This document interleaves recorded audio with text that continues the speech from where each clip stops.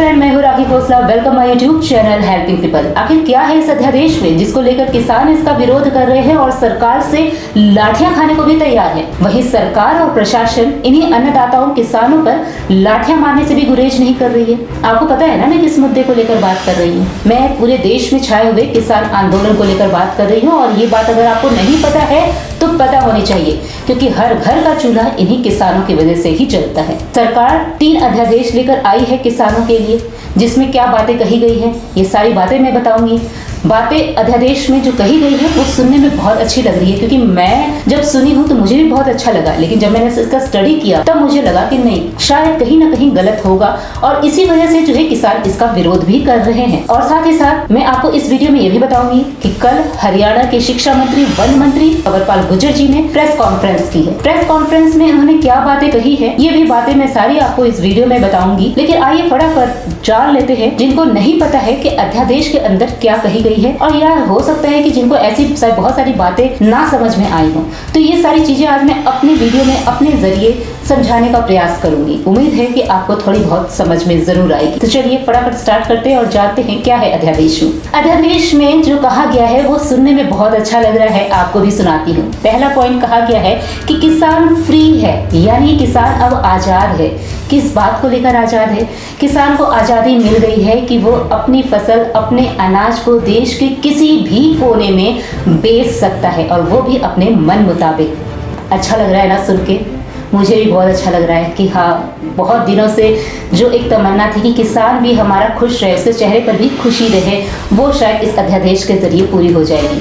लेकिन क्या वास्तविकता में ऐसा है, ये भी हम जानेंगे। दूसरी बात ये कही गई है कि मंडी के अंदर एमएसपी अभी खत्म नहीं की गई है। एमएसपी है, मार्केट एरिया के बाहर एमएसपी नहीं है, जो कि पहले भी नहीं हुआ करती थी। हाँ, पहले टैक्स हुआ करता था, लेकिन अब वो टैक्स भी खत्म कर दिया गया है। तो इससे क्या फायदा होगा? इससे ये फायदा होगा कि किसान, बड़े व्यापारी, ट्रेडर्स, हर कोई फ्री ऑफ टैक्स बाहर जा सकता है अपने अनाज को बेचने के लिए। तो ये भी बहुत अच्छी बात लग रही है कि चलो टैक्स भी हटा दिया गया। तीसरी बात क्या कही गई है?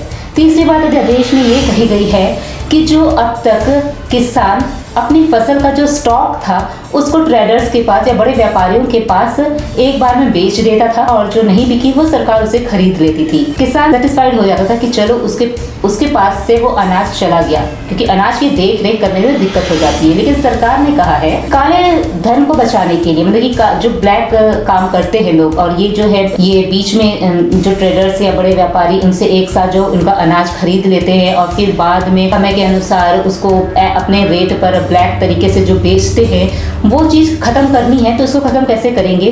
तो इस अध्यादेश में उन्होंने क्या कहा है कि किसान अब अपने ही घर में, चाहे जहां भी उसको सही लगता है, वो फसल को अपने जगह अपने हिसाब से स्टोर करके रख सकता है। तो ये भी बात अध्यादेश में बड़ी अच्छी लग रही है जानने को। जो किसान नहीं है, जो खेती करना नहीं जानते हैं, जिनका किसानी दुनिया से ताल्लुक नहीं है, शायद उनको ये सारी बातें सुनकर अच्छी लगेगी।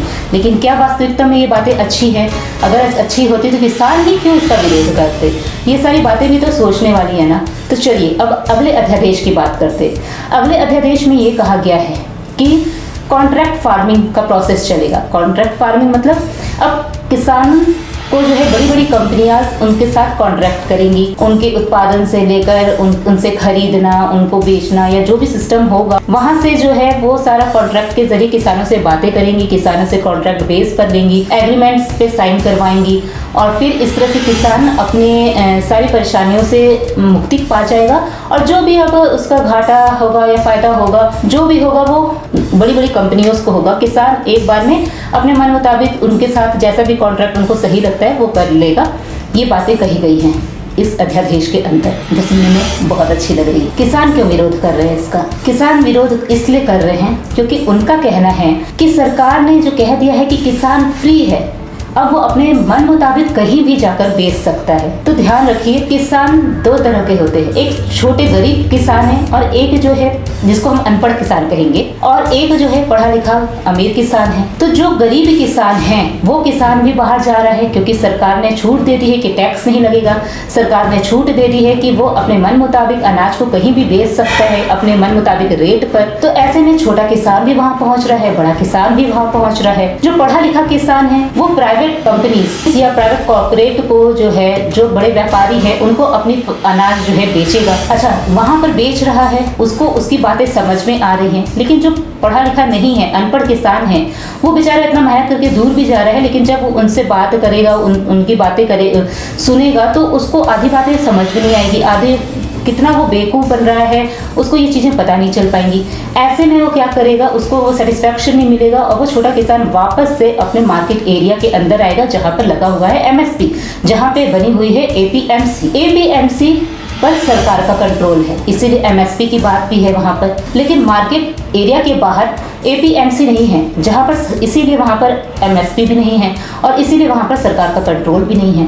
तो ऐसे में जब हमारे ऊपर किसी का कंट्रोल होता है तो हम क्या करते हैं, अपने नियम कानून, अपने तहजीब से चलते हैं कहते हैं। लेकिन जब कहीं पर कंट्रोल नहीं होता है तो वहाँ पर हर चीज़ मन मुताबिक चलने लग जाती है। ऐसे में क्या होगा कि जो प्राइवेट कंपनीज हैं, जो बड़े बड़े व्यापारी हैं, उनके पर किसी का कंट्रोल नहीं है, तो वो ज़्यादा से ज़्यादा अपना मुनाफा देखेंगे, ज़्यादा से ज़्यादा अपना प्रॉफिट देखने की कोशिश करेंगे और अपनी एक जो है मोनोपोली स्थापित करने की कोशिश करेंगे। वहीं पे जो पढ़ा लिखा हुआ किसान जो बाहर जाकर बेच रहा है, वो भी अपनी समझ के अनुसार उनके साथ अपना तालमेल बैठाएगा और अपना जो उसको जैसे जिस हिसाब से उसको अपना प्रॉफिट लग रहा है वो अपना प्रॉफिट करेगा। और इस तरह से क्या होगा, बड़ा किसान बड़ा अमीर बनता जाएगा, छोटा किसान छोटा ही रह जाएगा। तो ये एक विरोध प्रदर्शन है कि एमएसपी जो है बाहर भी लागू की जाए और साथ ही साथ जो टैक्स है उस टैक्स को भी खत्म ना किया जाए। तो ये किसानों का एक विरोध प्रदर्शन है। दूसरी बात कही गई है कि शिक्षा मंत्री कंवरपाल गुर्जर जी ने प्रेस कॉन्फ्रेंस में ये कहा है कि अगर किसानों को इस तरह की सुविधाएं मिल जाएंगी कि वो बाहर जाकर अपने सामान को बेच सकेगा, तो ऐसे में क्या होगा, जब किसान बाहर निकल रहा है, अपने एरिया से बाहर निकल रहा है, तो वो बड़े लेवल पर दुनिया को देखेगा, वो देखेगा कि किस तरह से लोग अच्छी क्वालिटी का अनाज लेकर आ रहे हैं। तो जो 2 एकड़ का किसान है वो भी सोचेगा कि अब हम अपनी अनाज की क्वालिटी बढ़ाएं, जिसके कारण हमारा भी जो है मार्केट एरिया डेवलप हो और हमारे जो है क्वालिटी बढ़ेगी तो हमारी प्रोडक्ट की वैल्यू भी बढ़ेगी। तो मैं तो ये कहना चाहती थी प्रेस कॉन्फ्रेंस में अगर होती तो, या मेरा खुद का अपना ओपिनियन है, तो मैं ये कहना चाहूँगी, वो गरीबी किसान 2 एकड़ जमीन वाला किसान क्यों नहीं अपनी फसल जो है अच्छी कर पा रहा है। अपनी फसल को अच्छी इसलिए नहीं कर पा रहा है क्योंकि उसके पास पूंजी नहीं है, उसके पास वो संसाधन नहीं है, उसके पास वो सुविधाएं नहीं है। अब सरकार कहेगी कि जो सरकार हमेशा इस गरीब किसानों के लिए योजनाएं बनाती रहती है, स्कीम्स निकालती रहती है। सही बात है, मैंने भी किसानों के लिए तरह तरह की योजनाएं और तरह तरह की स्कीम पढ़ी हुई हैं, लेकिन क्या वो गरीब किसानों तक योजनाएं पहुंच रही हैं? क्या गरीब किसानों को बताने वाला कोई है कि ये स्कीम्स निकाली गई है? उनके पास कुछ ही कार्ड होते हैं, बीपीएल कार्ड, पीला कार्ड, जो भी कार्ड होता है, कुछ ही कार्ड होते हैं, उससे अधिक उनको कोई जानकारी नहीं होती है। तो ऐसे में ये जागरूकता का अभाव है, अनपढ़ होने की वजह से उनको प्रॉपर जानकारी नहीं है, जिसके कारण वो गरीब किसान पिछड़ा हुआ है। तो ऐसे में जिम्मेदारी किसकी है? सरकार की है। आज शिक्षा मंत्री कंवरपाल गुर्जर जी ने कह दिया है कि वो किसान क्यों नहीं अपनी अच्छी फसल उगा रहा है, वो भी उगाए, वो भी देखे कि किस तरह से लोगों को जो है अच्छा सामान देना है। लेकिन आप ये भी तो देखिए कि वो बेचारा जागरूक नहीं है। मीडिया अपना रोल अच्छे से निभा रही है, ना ही सरकार उस तक जो है सारी योजनाएं वहां तक पहुंचा रही है। तो ये उस तक जानकारी देना भी बहुत जरूरी है। और शायद यही वजह है कि गरीब किसान इतना गरीब हो जाता है कि एक दिन वो कर्ज में डूब जाता है। और आपने देखा है कि हमारे देश का किसान किस तरह से आत्महत्या करने पर मजबूर हो जाता है। दूसरी तरफ सरकार ये भी बात करती है कि ऑर्गेनिक खेती की तरफ लोगों का रुझान बढ़ाने के लिए जब वो लोग बाहर निकलेंगे और कोई ऐसा किसान ऑर्गेनिक फसल लेकर आएगा तो लोग भी उसकी तरफ अट्रैक्ट होंगे, उसको भी पता चलेगा कि ऑर्गेनिक खेती से कितना मुनाफा हो रहा है। तो क्यों बाहर निकल कर ही हम दुनिया को जाने, हम अपने ही घर में रहकर हम ऐसा क्या कर रहे जिससे जो है वो सारी जानकारी हम तक उपलब्ध हो पाए। ज़रूरी हम बाहर निकल कर वो सारी चीज़ें देखें, वो सारी तकलीफ़ें सहें, तब जाकर हम वो चीज़ समझें। तो हम गांव से शहर में क्यों जाएं, शहर वाले गांव में क्यों ना आए? तो ये भी एक मुद्दा है ना। दुनिया क्या कर रही है, शहर से गांव की तरफ फिर से आ रही है। अब सरकार क्या कर रही है, गांव से किसानों को शहर की तरफ ले जा रही है। तो ये भी एक समझने वाली बात है। क्या बड़ी बड़ी कंपनियां हमारे यहाँ, बड़े बड़े व्यापारी हमारे यहाँ नहीं आ सकते? क्या उन गरीब किसानों तक नहीं पहुँच सकते? अपनी योजनाएं नहीं पहुँचा सकते? अब सरकार कहेगी कि इसीलिए हमने कॉन्ट्रैक्ट फार्मिंग पर जो है कि ध्यान दिया है। कॉन्ट्रैक्ट फार्मिंग में क्या होगा कि कंपनी गरीब किसानों के पास आएगी, उनसे बातचीत करेगी, उनको सारी बातें समझाएगी, उनसे एग्रीमेंट करवाएगी और जो भी है उनका खर्चा उसको वहन करेगी और उसको ज़्यादा से ज़्यादा मुनाफा देकर सारे भी घाटा होगा उसको खुद वहन करेगी। एग्रीमेंट का काम, कॉन्ट्रैक्ट का काम कितना सही होता है जरा आप भी मुझे बता दीजिए, क्योंकि सरकारी नौकरी में जो काम होता है, अगर आप गड़बड़ भी कर रहे हैं, अगर आपने काम सही समय पर नहीं किया है, जो भी हुआ है उसमें क्या होता है, आपको निकालने का तो कोई खतरा नहीं होता। ज़्यादा से ज़्यादा क्या होता है, आपकी प्रमोशन रोक दी जाती है या आपको सस्पेंड कर दिया जाता है। लेकिन जहाँ पर कॉन्ट्रैक्ट बेस पर काम होता है, जहाँ पर एग्रीमेंट में काम होता है, वहाँ पर नियम कानून होते हैं, वहाँ पर आपको सारी बातें समझनी होती है और अगर आपको वो बातें समझ में नहीं आई हैं तो आपका नुकसान भी बहुत ज़्यादा हो सकता है। और ये बेचारे गरीब अनपढ़ किसान अगर वो बड़ी बड़ी व्यापारियों के चंगुल में आ गए, उनसे कुछ आनाकानी हो गई, भूल चूक हो गई, उन्होंने कॉन्ट्रैक्ट बेस पर साइन कर दिया, तो सारी तकलीफ जो आगे फ्यूचर में कभी बाई चांस हो जाए तो उसको कैसे वो निपटाएंगे। तो शिक्षा मंत्री कंवरपाल गुर्जर जी ने यह भी कहा कि अगर ऐसा कुछ हो जाता है तो समितियां बनाई गई हैं, वो समितियां 30 दिन के अंदर जो है वो सारे प्रॉब्लम्स को सॉल्व करने की कोशिश करेगी। लेकिन आप ये बताइए कि अपने देश भारत में कितनी समस्याओं का हल समय पर हो जाता है, तो ये भी एक बड़ी प्रॉब्लम है। शायद इसी वजह से किसान इसका विरोध कर रहे हैं। तीसरी बात क्या है, तीसरी बात ये कही गई है कि किसान स्टॉक कर सकता है अपने घर में अपने मन मुताबिक अनाज को, जहाँ पर भी वो करना चाहता है।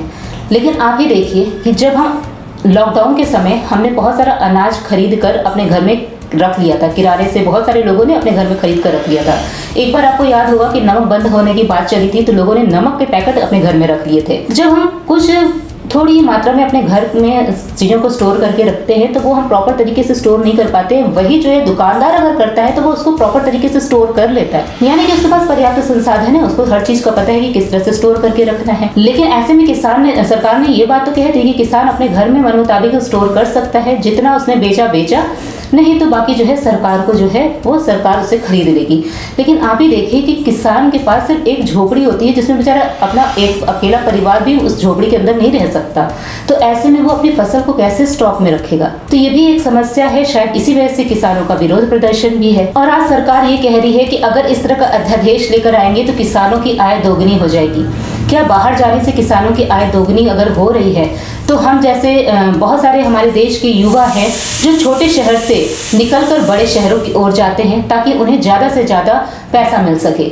कभी कभी होता है कि वो इस माहौल में एडजस्ट हो जाते हैं और खूब सारा पैसा कमा लेते हैं। कोई माहौल में एडजस्ट नहीं हो पाता, वापस अपने ही वतन, अपने ही देश, अपने ही घर आ जाता है। लेकिन जो ज़्यादा से ज़्यादा पैसा कमा लेते हैं, एक समय बाद उनको भी लगता है कि वो वापस आएंगे अपने वतन। इसलिए आएंगे क्योंकि अब उनको शांति चाहिए, इसलिए आएंगे क्योंकि अब उनको वो शुद्ध पानी, हवा चाहिए। तो ऐसे में जब वो वापस आएंगे तो क्या किसानों को उनकी वो ज़मीन मिल पाएगी? जब वो किसान देखेंगे कि उनकी ही ज़मीन पर अब वहाँ पर रोड बन चुके हैं, उनकी ही ज़मीन पर अब वहाँ ब्रिज खड़ा हो चुका है, उनकी ही ज़मीन पर अब वहाँ कॉर्पोरेट सेक्टर बन चुका है और ये पूरा देश जो है कॉर्पोरेट सेक्टर की तरह, एक प्राइवेट सेक्टर की तरह नज़र आ रहा है, तो हमारा देश जो हरियाली युक्त देश कहलाता है, तिरंगे पर जो हम हरा रंग दिखाते हैं और अपना देश का गर्व मानते हैं, ऐसे में वो हरियाली प्रधान देश कहलाएगा हमारा। तो शायद यही सारी समस्याएं हैं जिसको लेकर किसान आंदोलन पर हैं और किसान इसका विरोध कर रहे हैं। मुझे जहाँ तक समझ में आई, मैंने आपको अपनी तरफ से समझाने की कोशिश की। अगर आपको भी लगता है कि और भी बातें मुझे पता होनी चाहिए या लोगों को पता होनी चाहिए तो कमेंट बॉक्स के जरिए आप हमें बता सकते हैं, क्योंकि यही एक प्लेटफॉर्म है जिसमें हम अपनी बातें खुलकर रख भी सकते हैं। तो इन्हीं बातों के साथ मैं सिर्फ इतना ही कहूंगी, फिर मिलेंगे नेक्स्ट एपिसोड में। तब तक के लिए बाय बाय।